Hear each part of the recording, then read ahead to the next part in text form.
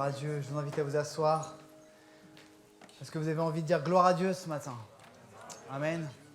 Vous savez ce que veut dire Alléluia? Si je ne me trompe pas, on a des théologiens parmi nous. Alléluia veut dire je rends gloire à Dieu, c'est ça? C'est ça. Donc quand on chante Alléluia, c'est je rends gloire à Dieu. J'adore le Seigneur mon Dieu.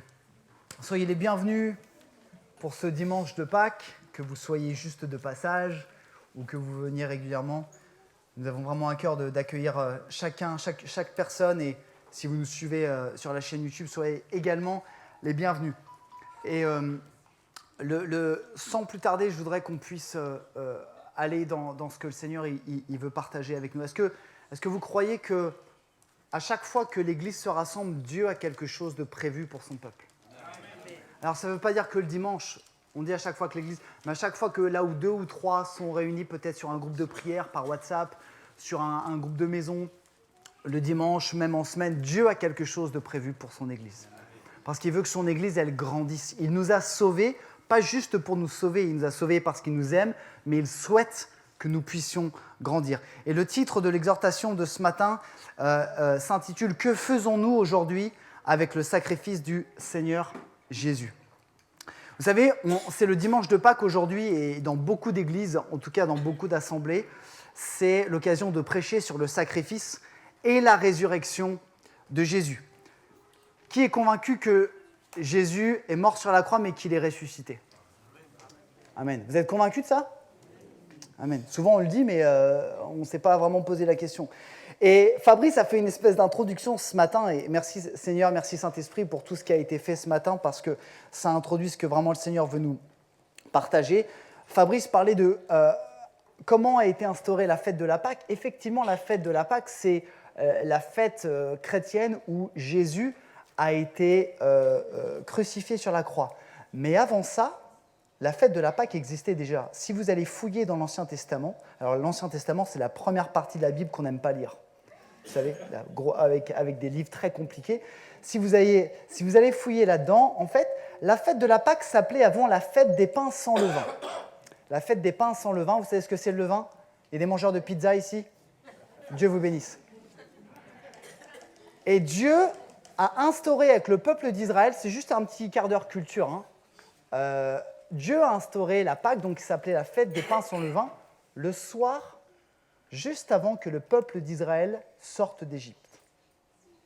Dieu allait envoyer le dernier fléau sur l'Égypte, et il a dit à son peuple, par l'intermédiaire de Moïse, « Ce soir, vous allez faire du pain sans levain, parce que vous n'avez pas le temps, parce que vous partez demain. Vous partez pour un grand voyage. » Très grand voyage, quand même. Enfin, pas si grand que ça à la base, mais grand par la désobéissance. Et en fait, Dieu a dit, vous allez faire la fête des pains sans levain pour vous rappeler de votre libération de l'Égypte. Et l'Éternel a permis que Jésus soit crucifié le jour de la fête des pains sans levain. Et donc pour nous, chrétiens sous la grâce, on parle du sacrifice de Jésus. Et cette fête permettait au peuple juif de se rappeler de ce que Dieu avait fait. Et on se rappelle ce que Jésus a fait. Il est mort, il est ressuscité pour nous. Et vous savez, quand je me rappelle de quelque chose, je prends conscience de quelque chose, je me rappelle et je ne peux plus agir pareil. Je ne sais pas si certaines personnes ici ce matin sont comme moi, mais avec le temps, on a tendance à perdre la valeur des choses. Certains me suivent? Vous m'avez déjà tous perdu? Non? Non? Avec le temps, on se dit oui, j'ai vécu ça, et puis c'était tellement fort à l'époque, et les années passent, l'eau coule sous les ponts, et en fait, on perd la valeur. Et je vous raconte une petite anecdote. Moi, j'ai pris l'habitude, il y a quelques années, d'écrire tous mes témoignages sur un fichier. Alors, sur un fichier numérique, parce qu'en fait, on a tendance à oublier tout ce que Dieu a fait dans notre vie. On a tendance à oublier que Dieu a fait des miracles dans notre vie. Et en fait, de temps en temps, quand je relis ce fichier, je me dis, mais c'est vrai, Seigneur, tu as fait un truc de fou ce jour-là. Je te bénis. Et en fait, oui, c'est toujours là. Mais en fait, ce n'est pas si présent que ça. Pour ceux qui connaissent Isabelle, il y a 15 ans de ça, 10-15 ans de ça, le Seigneur, il a quand même libéré ma femme d'une sclérose en plaques. Notre Dieu a quand même libéré Isabelle d'une maladie qu'on ne peut pas guérir, qui ne s'est jamais installée. Est-ce que vous voulez dire gloire à Dieu pour ça? Sauf que ceux qui nous connaissent, c'est nous les premiers. Ah oui, tu te rappelles, il y a 15 ans, oui, c'était dur, on a prié. Mais quand vous relisez ce que vous avez marqué, quand vous étiez dans l'épreuve et quand vous lisez « Je crois en mon Dieu et je ne sais pas ce qui va se passer » et que Dieu guérit, et que la maladie ne s'installe jamais, vous dites « waouh ». Mais il faut se rappeler pour ça, vous me suivez ? Et souvent, on a tendance à perdre l'importance des choses. Et là où je veux en venir, c'est que je crois aujourd'hui, je crois et je vois malheureusement que l'Église, au sens des gens, moi le premier, nous, vous, on a tendance à perdre la valeur du sacrifice de Jésus-Christ.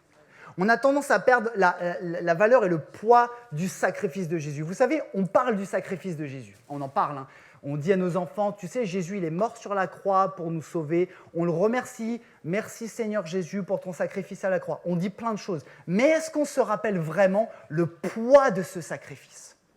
Est-ce qu'on saisit vraiment la valeur de ce sacrifice ? Et je crois parfois, et je crois que le Saint-Esprit me l'a révélé, parfois, vous et moi, permettez-moi de vous inclure, vous et moi, ou moi et vous, c'est pas poli, on a tendance à faire preuve de légèreté face au sacrifice du Seigneur. Qui est d'accord avec moi ? On a tendance à faire de légèreté, voire de manque de respect, en oubliant que le Seigneur, il a vraiment souffert pour nous. Alors pourquoi on a tendance à oublier ? Comme je l'ai dit, avec le temps, on oublie les choses. Hein ? Moi, je ne me rappelle plus du temps où je sautais des marches. Il y en a qui ont connu l'ancienne église à Général de Gaulle, là, place Général de Gaulle, 3-4 personnes, le temps passe. Et il y avait des grandes marches, là, et quand j'étais petit, je sautais dans les bras de mon père. Je n'avais même pas peur. Mais j'ai oublié ça, il faudrait qu'on recommence. Attendez-nous 2 minutes, on va essayer. J'ai tendance à oublier parce que le temps passe. Et pourtant, c'est là. Mais l'émotion, tout le poids, quelque part, il est parti. On a tendance à oublier aussi parce que nous vivons dans un monde qui nous accapare et nous tente tous les jours afin de prioriser les mauvaises choses. On est entouré d'un monde qui nous pousse à prioriser les mauvaises choses. Et on a tendance à oublier le sacrifice de Jésus. Quelque chose de très clair. On est tous d'accord, on passe de par notre vie dans un monde qui n'est pas croyant, on passe plus de temps avec des gens qui sont non-croyants qu'avec des gens qui sont croyants. On est d'accord avec ça ? À moins que votre entreprise soit complètement convertie, gloire à Dieu.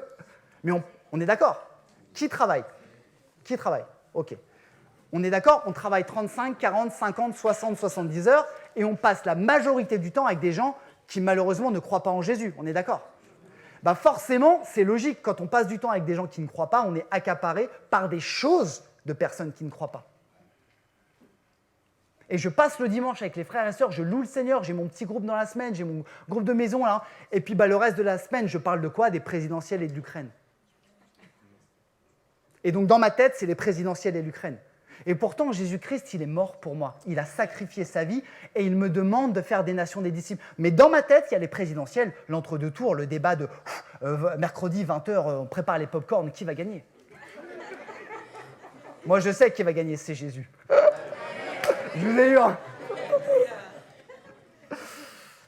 On ne fait pas de politique ici. La seule politique, c'est la sienne. Même si on respecte le gouvernement et on prie pour eux. Et je crois, frères et sœurs, que la façon dont je mène ma vie aujourd'hui, elle révèle l'importance que j'accorde au sacrifice du Seigneur Jésus. La façon dont tu mènes ta vie aujourd'hui, elle révèle l'importance, ou pas malheureusement, que tu accordes au sacrifice de Jésus. Parfois, je crois qu'on manque de respect pour qui est Jésus et ce qu'il a fait. On prend la grâce, on est sauvé, mais on fait ce qu'on veut. Vous savez, je lisais encore ce matin l'épître aux Romains, et Paul, il n'y va pas avec le dos de la cuillère quand même. Il leur dit, il parlait à des Juifs, « vous êtes fiers de la loi. Ah ouais, vous êtes fiers de la loi, par contre, vous y désobéissez et donc vous déshonorez Dieu. » Et en fait, je trouve que 2000 ans se sont passés et c'est la même chose. Nous, chrétiens évangéliques, on est fiers, je crois en Jésus. Oh, Jésus m'a sauvé, Jésus m'emmènera au paradis. Mais est-ce que ma vie, elle est en ordre, elle est en règle et elle est en accord avec ce que Jésus, elle veut ? Et souvent, on perd un petit peu ça. Qui, parmi vous, ce matin, parmi nous, a vu le film La Passion du Christ ? Levez votre main. Ok. Je sais que ce film a choqué beaucoup de personnes par sa violence. Et vous savez quoi ? Je vous confesse quelque chose. Moi, je suis content d'avoir vu ce film parce qu'il a remis mes idées en ordre. Parce que quand je lis Ésaïe 53, que Jésus a été battu à mort et qu'il a souffert pour mes péchés, qu'on lui a craché dessus et que je le lis sur une Bible ou sur une tablette, finalement, ah oui, Seigneur, tu as dû avoir mal. Quand je vois des images que je ne peux pas supporter, quand je vois des images, quand je vois du sang, quand je vois la souffrance, quand je vois la torture, je me dis, ah ouais Seigneur, tu n'as pas fait n'importe quoi pour moi. Est-ce qu'il y en a qui me suivent ce matin? Et moi, je crois que bien souvent, on devrait remettre, et je parle pour moi, nos idées en place, parce que le Seigneur Jésus, il s'est sacrifié, il a souffert pour toi, pour moi, et nous, notre vie, des fois, on fait n'importe quoi, et on ne respecte pas ce sacrifice. Et chose pas commune ce matin, je voudrais juste aller à travers 3 textes bibliques, pas avoir des points ce matin, juste étudier 3 textes bibliques qui nous permettront de voir si notre vie, elle respecte ou pas le sacrifice de Jésus. Alors, le premier texte que je voudrais partager avec vous, est-ce que je peux avoir un peu d'eau, s'il te plaît, Isabelle? Merci. C'est dans Tite 2, chapitre 11, verset 13. Merci beaucoup. Excusez-moi, je fais une pause. Tu me la laisses, ouais. Tu me la laisses, mais elle est ouverte. D'accord. OK. Elle est ouverte. On lit ensemble. En effet, la grâce de Dieu s'est révélée comme une source de salut pour tous les hommes. Elle nous éduque. Lisez bien ces mots. Elle nous éduque et nous amène à nous détourner de tout mépris de Dieu et à rejeter les passions des gens de ce monde. Ainsi, nous pourrons mener dans le temps présent une vie équilibrée, juste et empreinte de piété, en attendant que se réalise notre bienheureuse espérance, la révélation de la gloire de Jésus-Christ, notre grand Dieu et Sauveur. On analyse ce texte ensemble. Première chose, est-ce que la grâce de Dieu nous éduque encore? Est-ce que la grâce de Dieu t'éduque encore? L'éducation, on se dit non, mais moi je suis adulte, j'ai plus besoin d'être éduqué. J'éduque mon gamin qui a 5 ans, qui a 9 ans. Eh bien, faux. En fait, le Saint-Esprit doit t'éduquer tous les jours. Le Saint-Esprit, la parole de Dieu, doit façonner ton caractère et ta personnalité tous les jours. Est-ce que c'est la grâce du Seigneur qui t'éduque? Est-ce que quand tu regardes le monde, est-ce que tu regardes les gens? J'aime beaucoup, je crois que c'est le pasteur Étienne Blasiak qui utilise ça. Est-ce que tu as une vision convertie du monde? Est-ce que tu as les yeux de Jésus quand tu regardes les gens? Quand tu regardes ton prochain, quand tu regardes ta sœur, quand tu regardes ton comportement, quand tu regardes à toi-même, est-ce que tu te dis, mais attends, je suis sous la grâce, Jésus a donné sa vie pour moi, est-ce que je fais bien? Vous comprenez ce que je veux dire? C'est important. Est-ce qu'on laisse encore le Seigneur nous éduquer aujourd'hui? Est-ce que je suis éduqué par la grâce de Dieu? Ou est-ce que je suis éduqué par le monde? Ça, c'est important. Deuxième question qu'on se pose. Est-ce que la grâce de Dieu nous amène à nous détourner du mépris de Dieu? C'est dans le texte. Nous détourner du mépris de Dieu et à rejeter les passions des gens de ce monde. Peut-être certains parmi vous disent « Non mais Mathias, on ne va pas mépriser Dieu. Mépriser, c'est fort. » Vous savez ce que ça veut dire, mépriser? Ça veut dire juger de peu d'intérêt. Accorder moins d'importance qu'eux. C'est-à-dire que quand tu juges que Dieu a moins d'importance que ta femme, ton travail, tes loisirs, ton cours de badminton, ton bricolage, tu méprises Dieu. Quand je décide de dire samedi, on va faire la fête avec... Il n'y a rien de mal à faire la fête. Hein. Moi, j'aime faire la fête menant une vie équilibrée. Samedi soir, je vais faire la fête. Je ne vais pas me lever le samedi matin parce que j'ai besoin de dormir. Tu juges que la fête est plus importante que Dieu. On est tous d'accord? On est tous d'accord? Donc, quelque part, tu méprises Dieu. Je méprise Dieu quand je fais ça. Il n'est pas digne d'intérêt. Qu'est-ce qui nous passionne aujourd'hui? Qu'est-ce qui te passionne aujourd'hui? Qu'est-ce qui me passionne aujourd'hui? Est-ce que ta passion, c'est Jésus? Ou est-ce que ta passion, c'est, je ne sais pas, la politique, le monde, le sport, le vélo, le bricolage, la couture? Est-ce que ta passion, c'est ton métier? Est-ce que ta passion, c'est ton fils, ta fille? Ou est-ce que ta passion, c'est Jésus-Christ? Autre, pardonnez-moi de ce message, mais le Seigneur a vraiment mis quelque chose de fort sur mon cœur. Autre question, menons-nous dans le temps présent, une vie, vous vous rappelez des 3 mots là?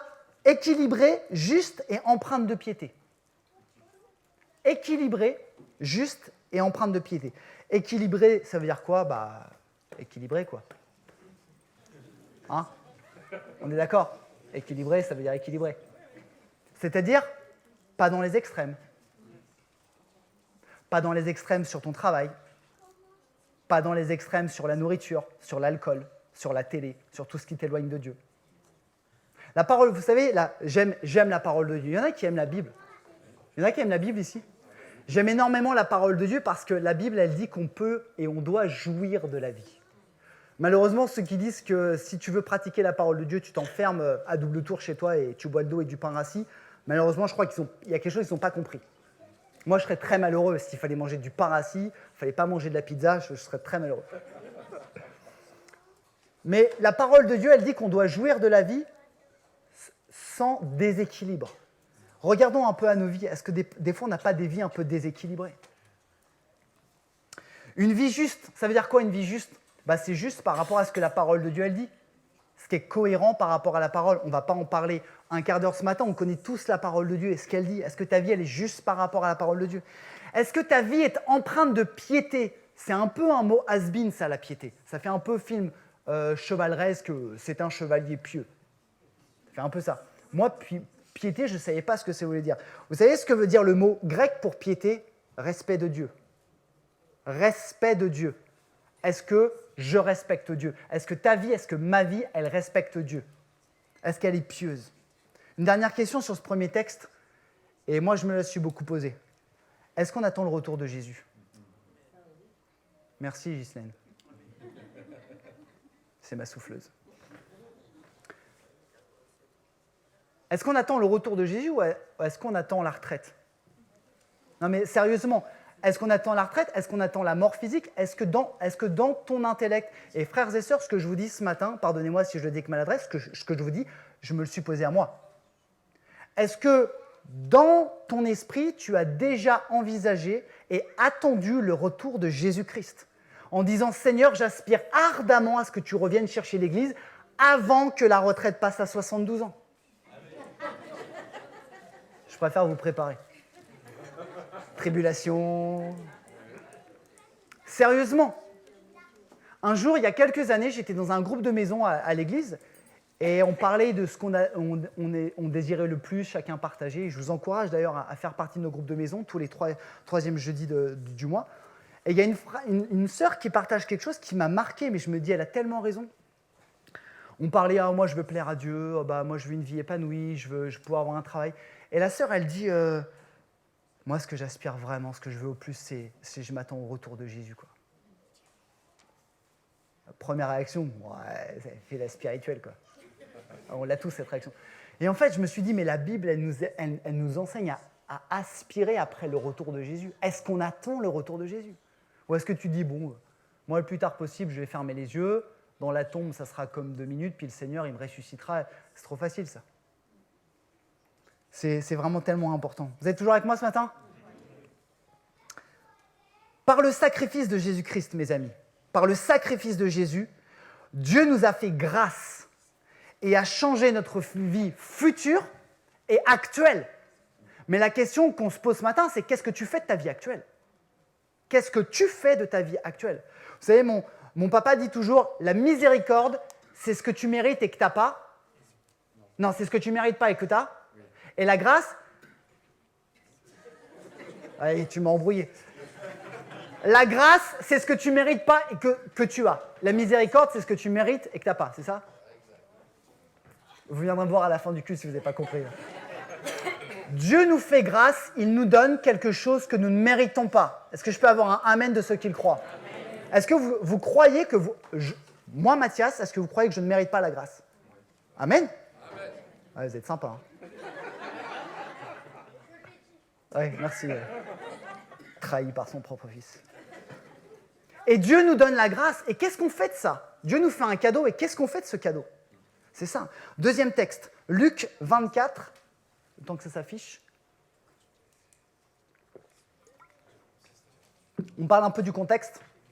Elle est ouverte. On parle du contexte. Jésus est mort, Jésus est ressuscité et il se montre à ses disciples. Et il leur parle. Vous voyez, leur dit-il, les Écritures enseignent que le Messie doit souffrir. Rappelez-vous ce que j'ai dit sur la passion du Christ. Le Messie doit souffrir. Qu'il ressuscitera le 3e jour et qu'on annoncera de sa part à tous les peuples, en commençant par Jérusalem. Qu'ils doivent changer pour obtenir le pardon des péchés. Vous êtes les témoins de ces événements. Est-ce que tu pourrais dire à ton voisin ou à ta voisine ce matin, tu es le témoin de ces événements? Bon, maintenant, dites-lui, non, mais sérieusement, tu es le témoin de ces événements. Sérieusement. Non mais... Ah, ça change, hein. Suis-je le témoin, moi, Mathias Joutet, fils de William, fils de René, fils de André, c'est André, c'est ça?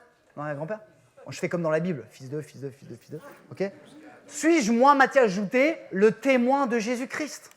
La Bible m'enseigne à être le témoin. Vous savez, la Bible nous dit dans Matthieu 5, 13, « Vous êtes la lumière du... » Ah, pas la lumière du bâtiment, hein. On est d'accord. Et vous êtes le sel de la... Vous êtes le sel de la terre. Et vous savez, c'est très intéressant parce que quand on lit l'Ancien Testament, on apprend beaucoup de choses. J'ai appris dernièrement que le sel était utilisé dans tous les sacrifices en signe symbolique d'alliance entre le peuple d'Israël et Dieu. Ce n'était pas juste pour relever la côte de bœuf. Vous savez, on met du gros sel des fois. Le sel était utilisé comme l'alliance. Et quand Jésus dit à ses disciples, vous êtes la lumière du monde et le sel de la terre, il veut dire que vous êtes le sel, le signe de l'alliance entre le monde et Dieu. Vous me suivez? Nous sommes les témoins de ces choses.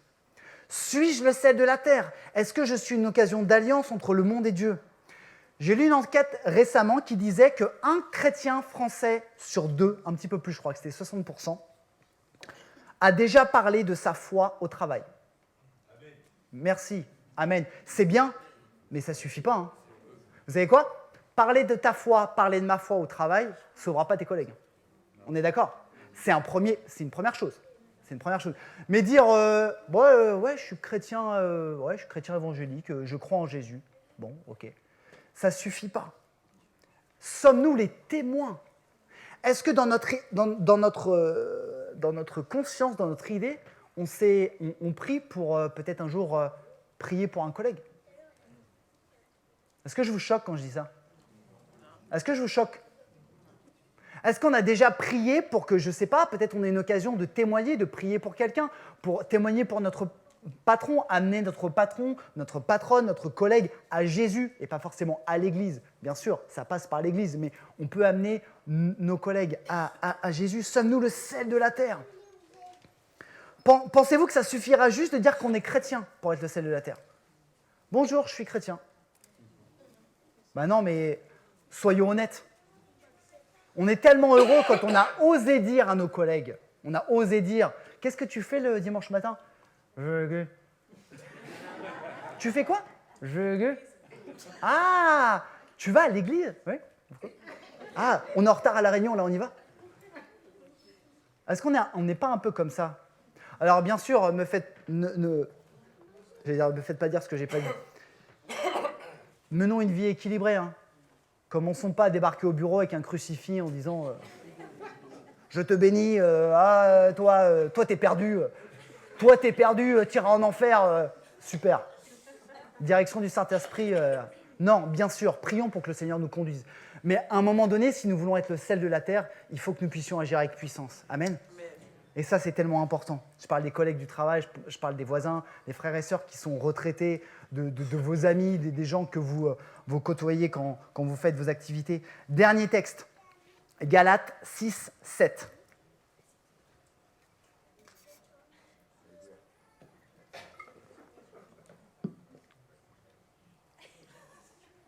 Elle est ouverte, il y en a une qui suit.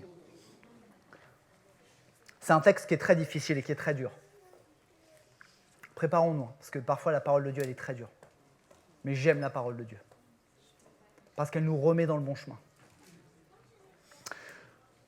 Ne vous faites pas d'illusions. Dieu ne le sait.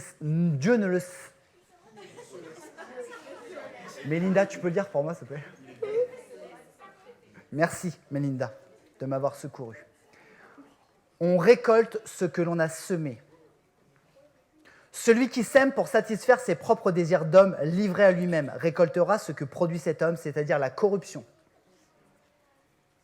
Celui ou celle, je mets celle aussi, égalité des sexes, qui sème pour l'esprit, moissonnera ce que produit l'esprit, la vie éternelle. Portons un regard critique un peu sur notre vie. Est-ce que je sème pour l'esprit? Est-ce que je sème pour moi-même? Est-ce que je suis un disciple de Jésus? Vous savez, dans les associations, on aura bientôt notre assemblée générale. Et des fois, sur les associations, on a les membres sympathisants et les membres actifs. Ça parle à tout le monde, ça? Bon. Les membres sympathisants, c'est un jargon pour dire c'est quelqu'un qui n'a pas envie et puis qui veut une reconnaissance. Est-ce que je suis un disciple sympathisant de Jésus ou est-ce que je suis un disciple actif de Jésus?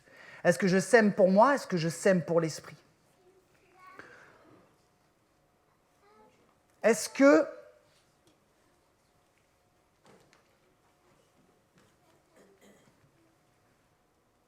vous savez, on dit souvent « Oh, tu sais, Dieu, il fait partie de ma vie. Oh, Jésus, il fait partie de ma vie. » Et je crois que le Saint-Esprit m'a montré, en tout cas, comment je le sens, que ce n'est pas une bonne chose. Je vais vous expliquer pourquoi.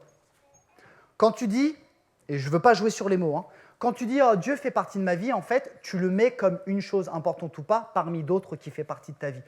Moi, comme vous le savez, je suis professeur d'EPS. Moi, le sport fait partie de ma vie.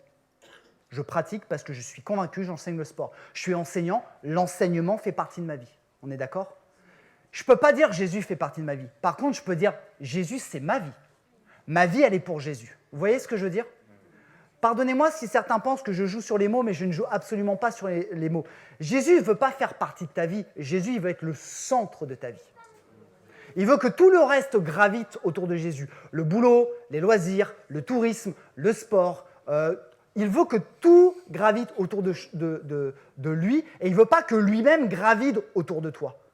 Et le problème dans nos vies, c'est qu'on dit « Ah oui, mais tu sais, Jésus, il a une place importante dans ma vie. » Ce n'est pas une place importante. Il doit être le premier, il doit être le centre. Il doit être le centre de notre vie. Et vous savez, des fois, on s'illusionne. Et pardonnez-moi si ce message est difficile, mais c'est ce que j'ai reçu à cœur. On s'illusionne. On croit que juste le fait de dire « Je vais à l'église, je prie une fois de temps en temps, Jésus fait partie de ma vie », on croit que ça plaît à Dieu et on croit même que on se suffit à dire « Crois au Seigneur Jésus et tu seras sauvé ». Bien sûr, c'est la vérité. Mais si tu crois au Seigneur Jésus, est-ce que tu ne crois pas aussi ce qu'il te demande?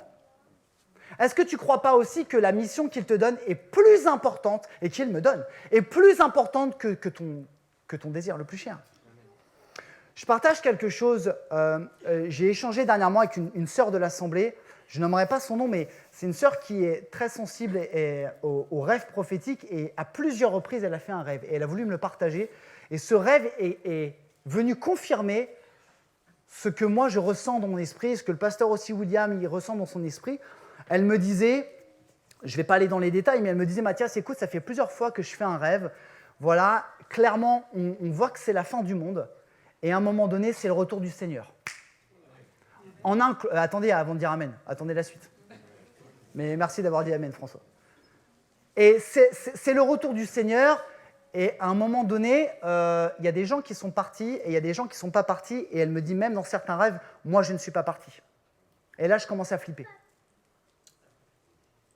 Et là, je commence à me dire, et commence à voir qu'il y a des choses, c'est la fin du monde, on sait tous que la fin du monde est proche quand même, autour de nous. Alors je pense qu'on l'a dit de toute génération, mais là, je pense que les choses s'accélèrent, on ne sait pas quand sera la fin du monde, mais on peut voir que le monde ne va pas bien.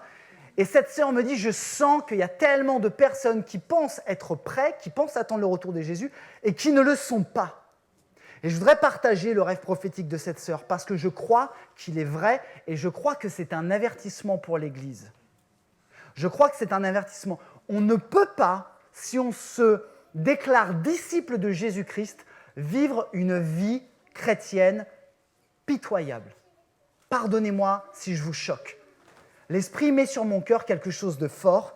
Je voudrais partager un texte de Jésus sur lequel je m'appuie, Matthieu 10, 37. « Celui qui aime son père ou sa mère plus que moi n'est pas digne de moi. Celui qui aime son fils ou sa fille plus que moi n'est pas digne de moi. » Et pourtant, c'est le Seigneur qui nous donne la famille, et ô combien elle est importante. « Celui qui ne se charge pas de sa croix et ne me suit pas n'est pas digne de moi. » Ça veut dire quoi, n'est pas digne de moi? Je ne suis pas content, n'est pas digne de me suivre, n'est pas digne d'entrer avec moi dans les cieux. Et souvent, on croit que Jésus, c'est un bisounours, excusez-moi pour ceux qui ne comprennent pas ça, mais on croit que tout est beau, que Jésus... Le Seigneur Jésus, il nous a mis un choix devant notre vie. Il nous a dit « Suis-moi, afin que tu vives, mais suis-moi. Ou ne me suis pas. Mais on ne peut pas dire, Seigneur, je te suis, mais je fais ce que je veux dans ma vie. Vous êtes d'accord avec ça? Est-ce que vous êtes d'accord avec ça? Celui qui cherche à sauver sa vie la perdra, et celui qui aura perdu sa vie, à cause de moi, la retrouvera. Ça veut dire quoi, perdre sa vie? Ça ne veut pas dire sauter du haut d'un pont. Hein. Perdre sa vie, ça veut dire quoi? Ça veut dire mettre tes désirs, mettre peut-être tes émotions, ta carrière professionnelle, ce que tu veux faire, après la volonté de Dieu. C'est-à-dire considérer ta vie comme une vie au service de Jésus-Christ pour faire des nations, des disciples, de prêcher la bonne nouvelle et de faire grandir le royaume de Dieu. Ça, c'est porter sa croix. Et ça a un prix. On ne paiera jamais le prix que le Seigneur Jésus a payé, mais je peux vous dire que suivre Jésus, ça coûte. Suivre Jésus, ça coûte. Et frères et sœurs, c'est un cri de l'esprit que je dis ce matin. Assez de vie maussade, assez de vie tiède, assez de vie « Oh, ben t'as vu, lui, il est pasteur, elle est prophète, elle fait des choses de fou pour Dieu. » Mais le Seigneur, il amène tout son peuple à faire des choses grandes. Vous êtes d'accord avec ça? Qui croit que le Seigneur nous a donné autorité pour guérir les malades? Levez votre main. Si vous êtes convaincu que Dieu vous donne l'autorité de guérir les malades, de chasser les démons, de prêcher l'évangile. Si vous levez votre main, ça veut dire que, et je dis votre et je dis main en premier, ça veut dire que votre vie, elle doit être consacrée à Dieu. On ne peut pas faire, pardonnez-moi, et ça vient du cœur, on ne peut pas faire l'imbécile avec Dieu. On ne peut pas juste dire, Seigneur, je veux chasser les démons, je veux guérir les malades. Par contre, Seigneur, ça c'est plus important que toi, ça je fais ce que je veux, ça ta parole de Dieu elle dit ça, mais bon, je vais l'adapter, on est en 2022. Non, la Bible est vraie et elle dit la vérité. Et si on veut suivre le Seigneur, si on veut que le Seigneur agisse, si on veut que l'Église elle grandisse, si on veut que les hommes et les femmes qui sont morts spirituellement viennent à la vie, si on veut que les boiteux, comme disait Isaïe ce matin, soient guéris, nous devons mettre Jésus au centre de notre vie. Et nous devons considérer le sacrifice de Jésus comme la chose la plus importante qui a été faite pour notre vie. Je voudrais conclure maintenant. Et je voudrais vraiment amener l'Église, en tout cas ceux et celles qui le souhaitent, vraiment à un temps de repentance. Frères et sœurs, j'ai l'impression que plus on avance, pourtant je suis jeune, j'ai 39 ans, ça fait que 5 ans qu'on est dans le ministère avec Isabelle. Mais j'ai l'impression que plus on avance, plus il y a un décalage entre ce que les chrétiens disent et ce que les chrétiens vivent. Je ne juge personne, c'est le Seigneur qui juge, mais l'Esprit met quelque chose sur mon cœur de très fort. Comment est-ce que je peux dire que Jésus est Seigneur si à un moment donné, je n'ai pas une vie de puissance? Il y a un décalage. On a trop aseptisé ce que le Seigneur veut faire. Avez-vous vu comment le monde va mal? Le monde a besoin de Jésus. Le monde a besoin d'hommes et de femmes remplis de la puissance du Saint-Esprit. Le monde a besoin d'hommes et de femmes qui tendent la main à des gens qu'on rejette. Le monde a besoin d'hommes et des femmes qui aient des paroles de sagesse. On ne peut pas vouloir être disciple de Jésus sans être à fond pour lui. Vous savez ce que ça veut dire, être à fond pour quelque chose? Vous savez ce que ça veut dire? Être à fond pour quelque chose, corps et âme. Que faisons-nous ce matin? Que faisons-nous? Qu'est-ce que tu fais? Qu'est-ce que moi, Mathias, je fais? Que fais-tu du sacrifice de Jésus? Est-ce que ta vie aujourd'hui, est-ce que ta vie révèle l'importance de ce sacrifice et la puissance de ce sacrifice? Je voudrais qu'on ait un temps devant le Seigneur ce matin. Je voudrais qu'on puisse courber nos fronts et avoir un temps de prière. Seigneur.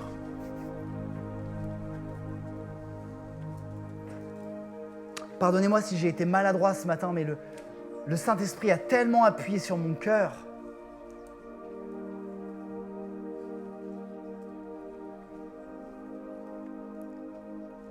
Bien souvent, et je parle pour ma vie en premier, bien souvent,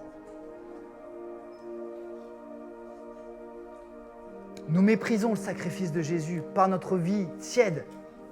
Notre vie manque de puissance, notre vie manque de zèle, notre vie manque de prière, notre vie manque de foi.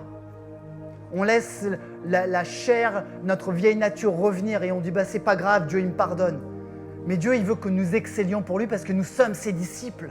Nous sommes les disciples de Jésus. Nous sommes ceux et celles que Jésus envoie pour sauver le monde. Jésus est le sauveur du monde, mais nous sommes les envoyés. Nous sommes ceux et celles que Jésus veut utiliser. Jusqu'à quand Jésus va attendre après moi? Jusqu'à quand Jésus va attendre après toi? Je voudrais donner l'opportunité à chaque homme, chaque femme, chaque jeune, chaque enfant ce matin. Si le Saint-Esprit a parlé à ton cœur et que tu souhaites, comme moi je l'ai fait, comme je veux le faire encore ce matin, si tu souhaites te repentir, parce que je crois qu'on a besoin de se repentir, on a besoin de demander pardon au Seigneur pour notre vie, pour notre manque de zèle. Et on a besoin de se consacrer. Si jamais tu as à cœur ce matin de t'engager, de dire « Seigneur, je ne veux pas mépriser ton sacrifice, mais je veux le mettre au centre de ma vie », je voudrais t'inviter à te lever, et non seulement à te lever, mais à venir sur le devant de cette salle. À venir sans délai sur le devant de cette salle et à prendre un temps entre toi et Dieu pour lui demander pardon, pour t'humilier. Et pour dire « Seigneur, je te demande pardon. Seigneur, je veux vraiment honorer ton sacrifice. » C'est un appel que je fais ce matin et moi je vais descendre parce que moi je veux y être. Je voudrais qu'on prenne un instant vraiment, que l'Église puisse prendre un instant, qu'on puisse se mettre devant le Seigneur, qu'on puisse laisser le Saint-Esprit nous parler. N'hésitez pas à vous avancer pour laisser la place aux frères et sœurs qui souhaitent venir.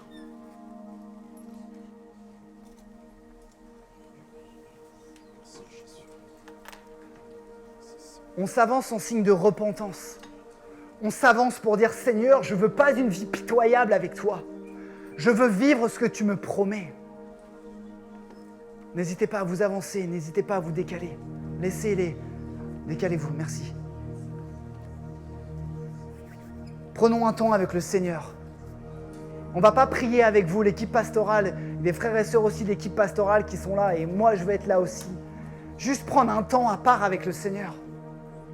Ouvre-lui ton cœur, demande-lui pardon. Si tu sens un cœur que tu veux, tu dois te mettre à genoux, fais-le librement. Commence à dire au Seigneur, « Seigneur, je te demande pardon parce que ma vie est tiède pour toi et tu m'as appelé à de grandes choses. »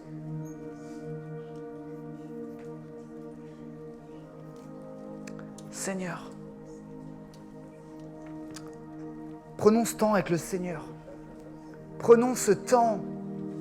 Laissons le Saint-Esprit nous parler. Seigneur Jésus, pardon. Pardon, Seigneur Jésus, pour ma vie qui est tellement, Seigneur Jésus. Enfin, Jésus.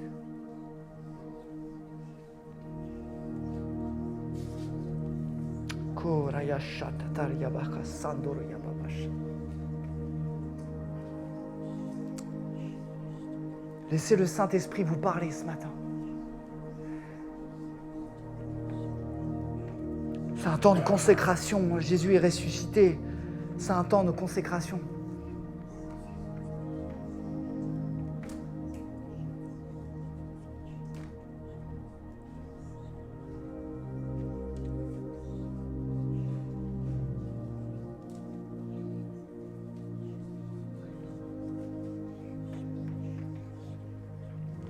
Je voudrais que le pasteur William puisse prier pour chacun d'entre nous et après je voudrais ajouter quelque chose, mais que le pasteur William puisse prier pour l'ensemble de l'Assemblée, pour ceux et celles qui ont fait cet acte de repentance et de consécration.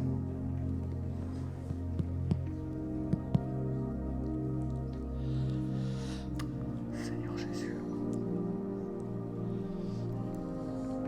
Seigneur Jésus. Au cours des 2 interventions de frères ce matin, je ne me suis pas levé pour donner notre intervention, mais là je vais la donner.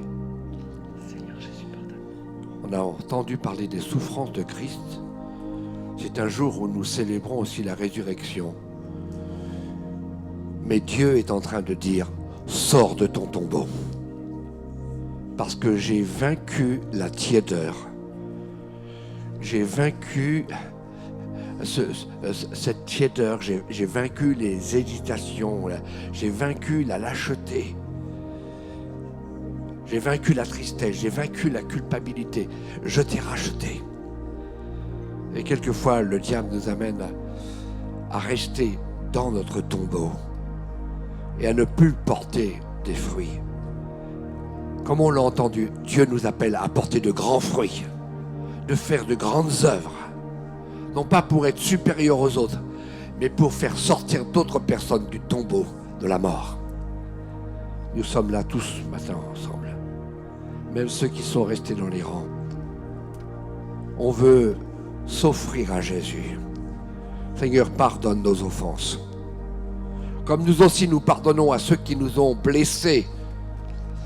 Seigneur, pardonne nos manquements, pardonne notre tiédeur, pardonne quelquefois notre trahison, notre honte. Nous avons eu honte de toi, nous t'avons méprisé. Mais ce matin, tous ensemble, nous venons à toi.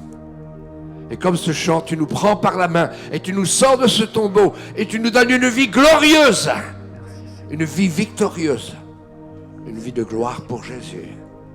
On te dit merci de ce que tu ne tiens pas compte de nos erreurs. Mais Père Céleste, tu tiens compte du sacrifice de Jésus pour chacune de nos vies. À ton nom soit seule la gloire. Amen. Je voudrais parler aux frères et sœurs qui se sont avancés comme nous. J'ai à cœur de vous dire que aujourd'hui vous prenez une position spirituelle. Cette position spirituelle va déclencher des oppositions spirituelles. Vous serez peut-être attaqués, mais ces attaques seront le signe que vous êtes menaçant pour l'ennemi. Et la deuxième chose que je voudrais partager, je crois de la part du Saint-Esprit, c'est que cette position spirituelle doit amener des changements dans votre vie. Des choses à faire, peut-être des choses à arrêter. Seul le Saint-Esprit vous le révélera. Mais cette position spirituelle que nous prenons aujourd'hui est le début de quelque chose. Et peut-être aujourd'hui ou durant la semaine qui va venir ou dans les semaines qui vont venir, vous aurez des choix à faire, vous aurez des choses à faire, vous aurez des opportunités à saisir. Et là, peut-être que le Saint-Esprit vous dira, c'est maintenant que je veux t'utiliser. Et c'est par la foi que nous devons avancer. Que le Seigneur vous bénisse. Je vous invite à retourner à vos places.